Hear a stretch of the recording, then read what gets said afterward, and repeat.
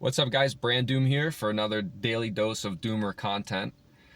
So, I'm not gonna lie to you guys, my business has slowed down, and I know there's multiple factors out of my control, whether it's market has slowed down because we came out of the summer, the busy months for the summer.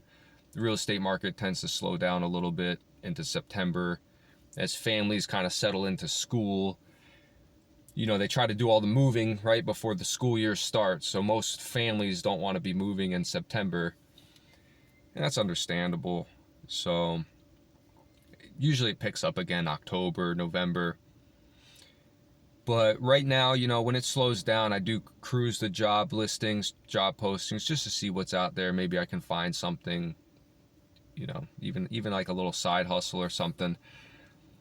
And the one thing I'm noticing is all these jobs out there that require that you have your own car, not just to get to work, obviously, but having the car is an integral part of the role. And, I'm on the other side where, okay, I'm a business owner, and I actually did work a job that required me to do a lot of driving. We were managing 2 territories, so 2 counties. I would be driving from one county to the other, racking up tolls, racking up gas, mileage on my car. I actually had to quit the job because my car ended up needing more repair. Like, my car broke down twice while I was working that job because I went from just using it to get back and forth from work. And this is an old car. Not that old. It's maybe a 2012 Toyota. It's a great car, to be honest. Like, this car is amazing on gas. So it is like the perfect car to use for that type of job. However, using my car that much and driving that far, I started to incur high maintenance. And my car broke down twice. One of the times I had to get it towed. And just from that, I actually negated all the income that I was making from that job. So that was maybe like a summer job, we'll say, and I worked for about 3 months over there. And when I looked at the repair costs, it was essentially what I made. And I was a business owner then too. This was only a few years ago. And I basically vowed to myself, like, I'm never using my car again, sacrificing my own car for somebody else's business, because as an employee, I don't have access to writing any of this stuff off. So as an employee, you're getting paid and then you're getting taxed. And then you got to take that taxed money and put it into the car, which is actually a business expense. How as an employee do you not have the ability to write off these expenses? Because if I don't have the car, I actually lost the job because I had to tell them, hey, I don't have a car. I don't have a car now. And they said, well, you don't meet the requirements for the position. We have to let you go. So this business was, like, taking advantage of me and my car and not paying for tolls. They were not paying for gas. Yeah, they were reimbursing the federal mileage rate, which is like 50 cents a mile. And it's crazy. The owner, like, they'll tell you, oh, you'll actually make money.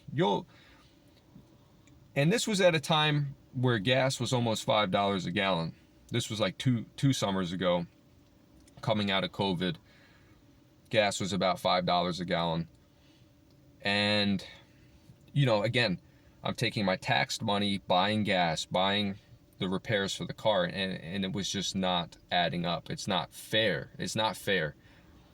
So my advice, guys, like, if there's a job out there and they require you to have your own car and sacrifice your own car on behalf of them, there's really no amount of money that they can pay you to make up for that. Because one, if something happens to your car, God forbid you get into an accident, God forbid you need major repairs or your muffler blows out. So I was doing this job, they were having me drive around at night, and one time it started storming. And I'm just driving, and whoosh, I hit a huge puddle, deep puddle. It actually ripped my whole muffler system apart underneath my car. and I had to get it welded back together, which is actually not too expensive. But at first, you know, I'm thinking, damn, maybe I got water in my engine. I don't know what's going on. And, you know, again, never again. Never again. Guys, don't do it. It's a losing position. Unless they're willing to pay you. I mean, they got to pay you a lot of money if you're going to sacrifice your own car. Because cars are not cheap. A car is, you know.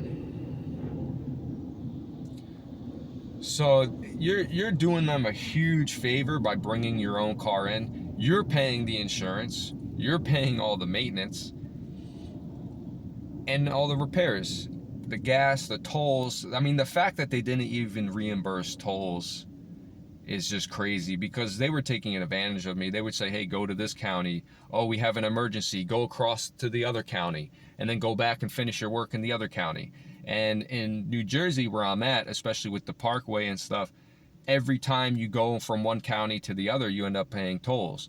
And you can take the freeway, but then that's more time that I'm spending at work, because now I'm, you know, 15, 20 minutes extra driving that I'm not being compensated for. And, you know, and it's you're trying to balance, like, okay, you know, when you have a job like that, it's up to you to get the job done efficiently and in time. So you want to be taking the toll roads, otherwise you'll be driving back roads. But anyway, guys, I just wanted to kind of bring that up, talk about it for a second, see what you guys think. Have you ever worked a job that bringing your own car to the job was a requirement, and then when something happened to that car, you lost the job, and then it left you in a position where you were better off not taking the job? So, all right, guys, take care.